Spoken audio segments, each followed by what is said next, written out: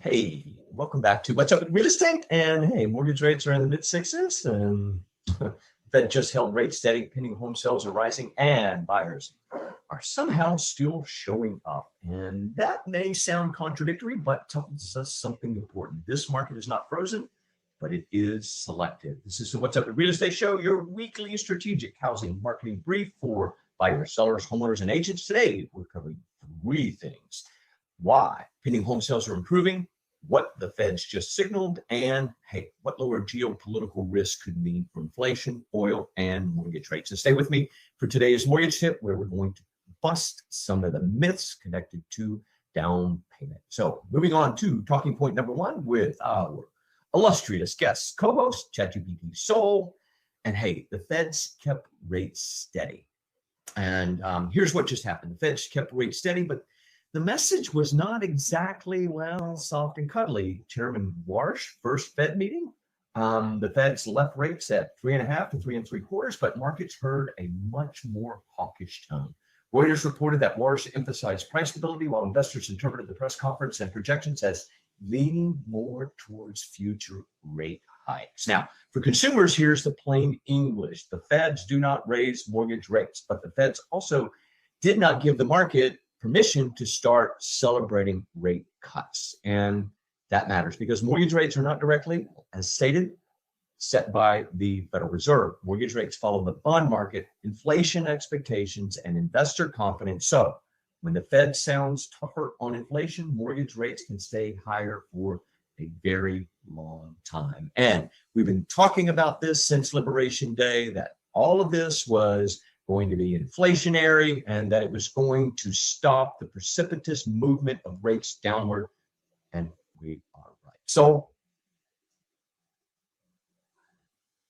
you nailed that breakdown. The Fed didn't hand out party hats, but they did keep everyone on their toes. And with that, let's guide into pending home sales because rates may be high, but buyers are still making moves. Yeah, thanks for that, Sol. And before we do that, locally here in Houston, across Texas, that means buyers should not build their entire strategy around, well, waiting for rates to drop, because we've been waiting since post-COVID. Sellers should also be careful. If your pricing assumes rates are about to fall and buyers will magically rush in, that's not going to happen. So, question for you: do you think rates are the biggest issue right now, or is overall affordability the real problem? And speaking of buyers still showing up, let's move on to talking point number two. Well, sales volume is increasing. And I got to tell you, I felt a little bit of that. And as somebody that's been doing this for a long, long time, I believe the shock of what the events that occurred in February has sort of worn off to some degree. I believe that, once we get through the initial shock of an event like that, things begin to become normal when we figure out it's not quite the end of the world. And the headline sounds positive, but there's more underneath that. The National Association of Realtors reported that pending home sales rose 3.8% month over month in May and about 4% year over year. NAR also noted gains across the Northwest, Midwest, South, and West. Pending sales matter because they track signed contracts, which often become closed sales over the next month or two.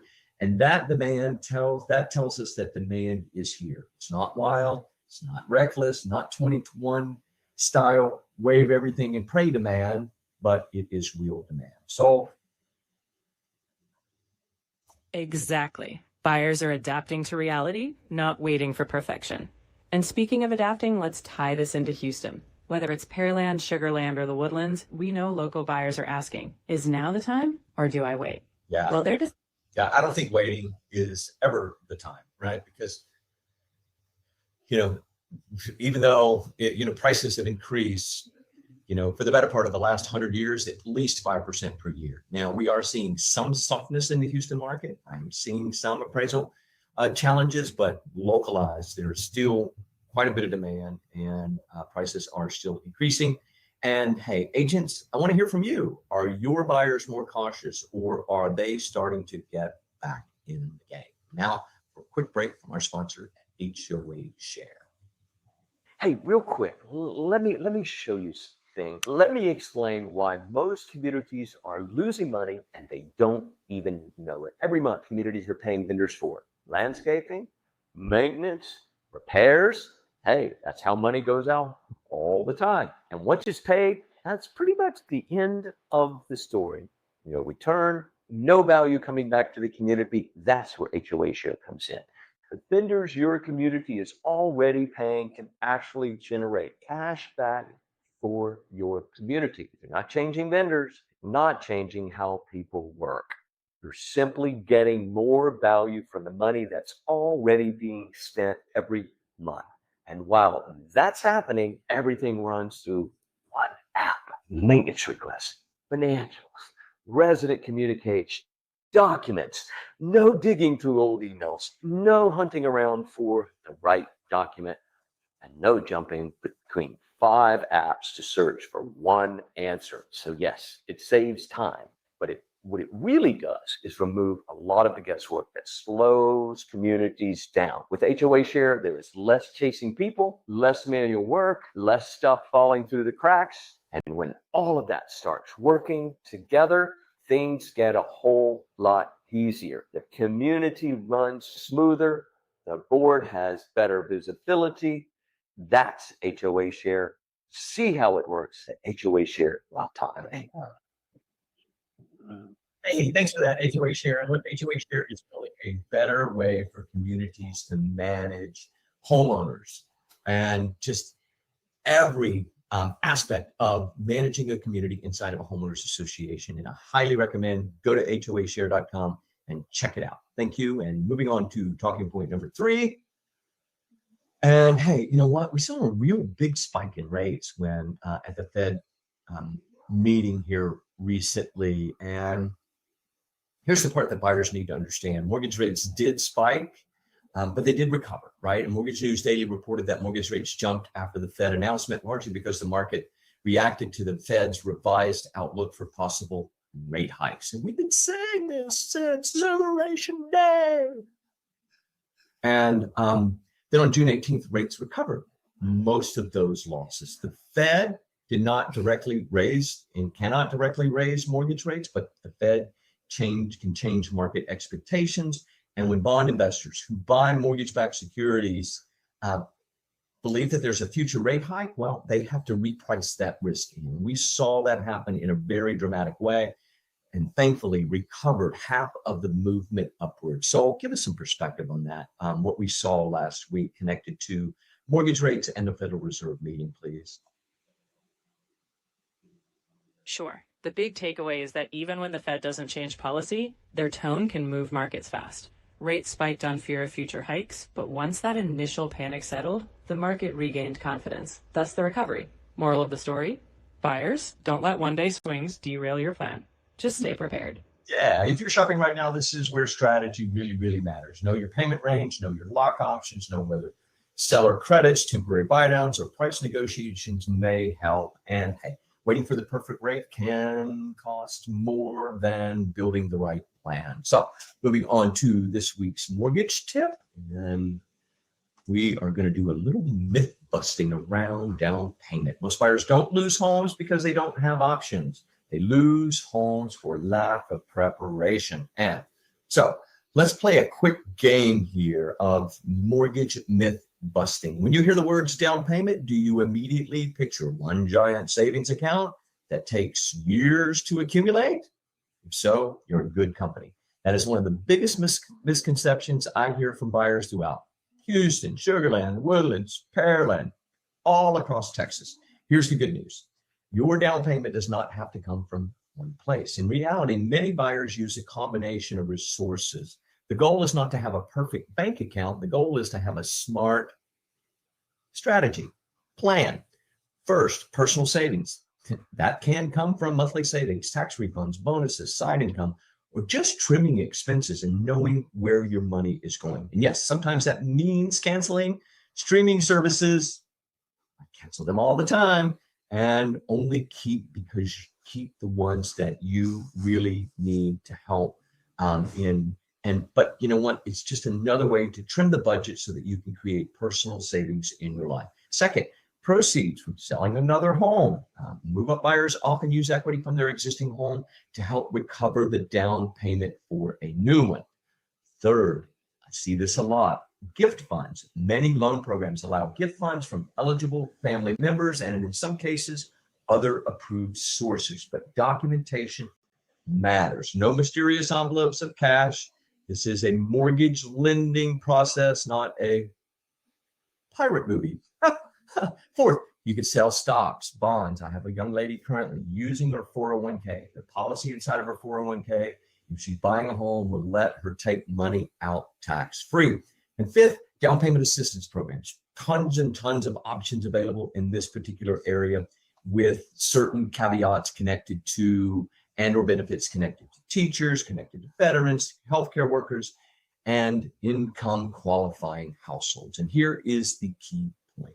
Many buyers assume they will not qualify, so they never ask. And that can be an expensive mistake. And I always say, not asking is always, always a no. So this is where preparation wins. We educate you on the options. We empower you with real plan, and we help you execute the structure and the plan through the process. And we help create a better experience before you are even under contract. And a strategy answers questions like, how much cash do I really need? Can I combine savings with gift funds? Is assistance available? Should I wait, or can I buy sooner than I thought? And what payment actually fits my life and my personal budget plan? And the best time to have this conversation is not after you fall in love with the kitchen island, not after you have already written a contract. So here's my question. What surprised you the most? The gift funds are allowed? Assistance? Or maybe the ability to combine all of them? Drop a comment in the comments below. And if you want a plan, not a pitch, contact yours truly at #MortgageMack. You can find us all over the internet and go to our Google My Business page to make an appointment. And now for a little timeless wisdom from Epictetus. This week's Stoic quote is, what upsets people is not things themselves, but their judgment of things. Oh my goodness, man, I needed to hear that. Hey, this is a housing market quote if I've ever heard one. And at 6.58, rate is a fact. A seller reducing the price is a fact. An inspection report is a fact. An appraisal coming in low is a fact. The stress often comes from the story we attach to those facts and the probable outcome connected to those facts that might not fit the narrative that we were hoping for. In this market, discipline matters. Don't panic because rates move. Don't overpay because the inventory feels tight. Don't sit still forever because the headlines are noisy. Let's separate the facts from fear. And that is a much better way for making objective decisions about the biggest financial transaction of your entire life. Facts over fiction. Objectivity over subjectivity. Now let's try to have a little fun. Ready for some pun, soul? Always ready. Let's lighten it up. Hit me with the puns. Need an arc. I know a guy. Oh, and that book on anti-gravity? Still impossible. Yeah, it's still impossible to put that book down. And what do we say about angry tuxedo shop owners? Well, what do they say to us? They say suit yourself because they know we're just here to have a little fun before wrapping up. Let's close this. That's it. That's enough damage for one episode. And let's see. Hey, thanks for joining us this week's show. And hey, big thanks to HOAshare, Rate, and List Reports for helping us make it possible. And today's breakdown, if it helped you better understand the market, hit like, subscribe below. We love your comments. And if you're buying, selling, refinancing, you're just trying to figure out what the next smart move looks like, contact Team MortgageMack. Go to #MortgageMack. Find our Google My Business page, and you can make a one-on-one consult. You can create a one-on-one consultation with yours truly, or email us at mac.blankenship@rate.com. And join us here every Saturday at 10 a.m. on LinkedIn and Facebook. And until then, stay informed, stay engaged, and I'll see you at closing.